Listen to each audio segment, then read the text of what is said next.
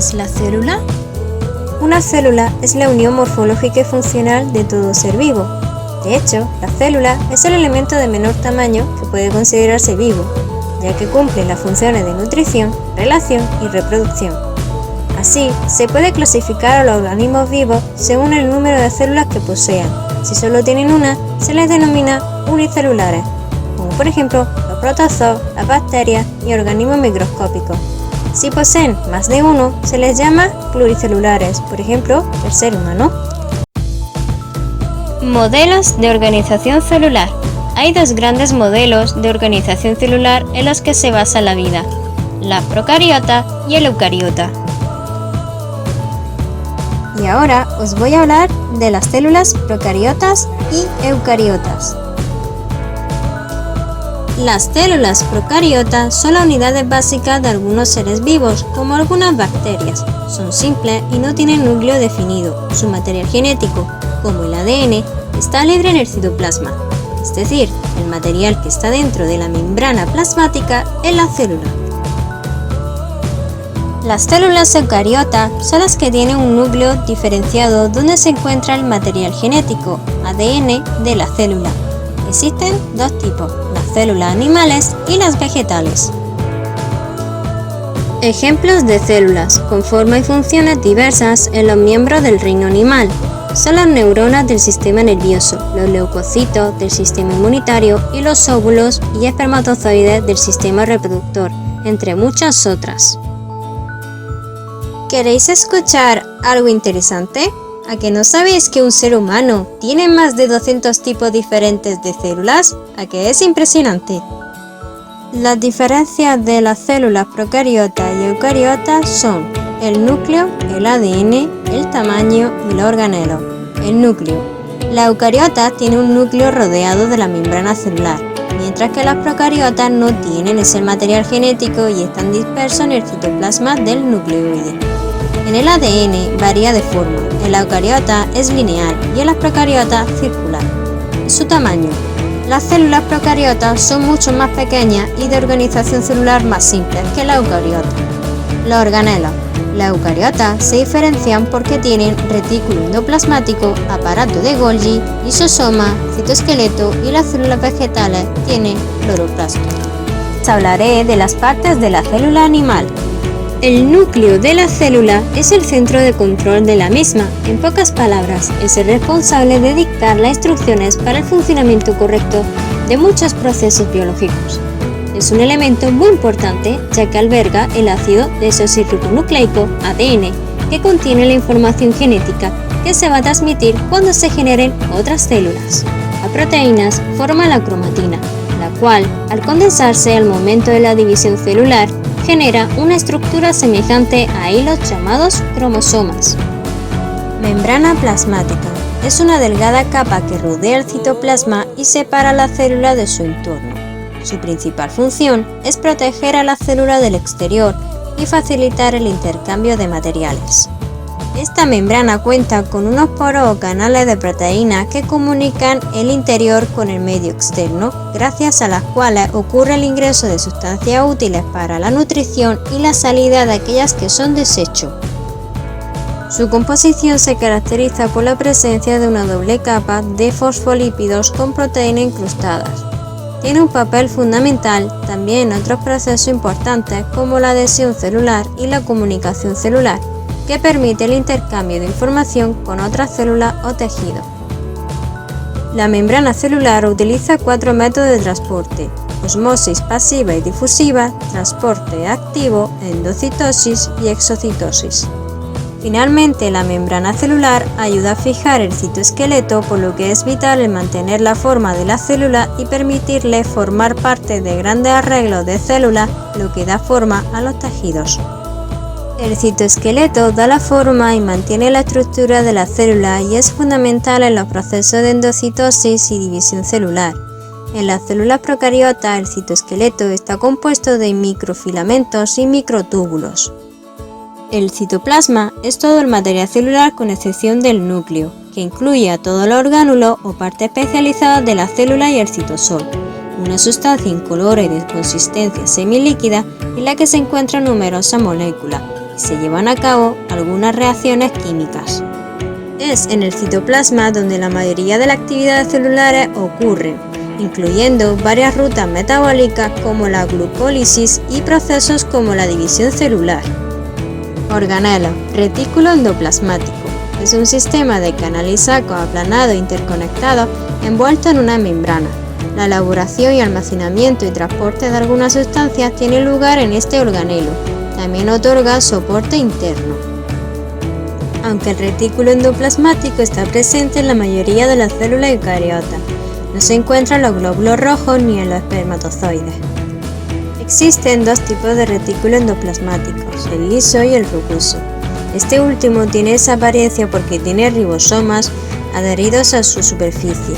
Sin embargo, estos ribosomas no son parte estructural del retículo, ya que libremente se adhiere a desprender de la membrana. Las mitocondrias son las productoras de energía en la célula. La producen por medio del proceso conocido como la respiración celular, y es donde se elabora el ATP, una molécula que constituye la principal fuente de energía usable por la célula para realizar sus funciones. Las mitocondrias sintetizan el ATP a partir de glucosa, ácidos grasos y aminoácidos. No tiene una estructura definida, ya que se deforma fácilmente, pero normalmente son alargadas. Aparte de la producción de energía, las mitocondrias están relacionadas con los procesos de comunicación celular, diferenciación celular y la apoptosis o muerte celular programada, pero también tiene control sobre el ciclo celular y el crecimiento celular. Las mitocondrias tienen varias partes: membrana mitocondrial externa e interna, espacio intermembranoso, matriz y crestas. Aparato de Golgi.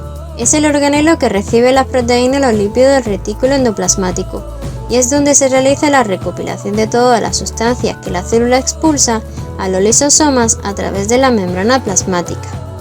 El aparato de Golgi completa la fabricación de algunas proteínas y empaqueta otras revistiéndolas de una membrana antes de ser enviada a su destino, etiquetándolas estas proteínas para enviarlas a donde corresponda tanto dentro como fuera de la célula.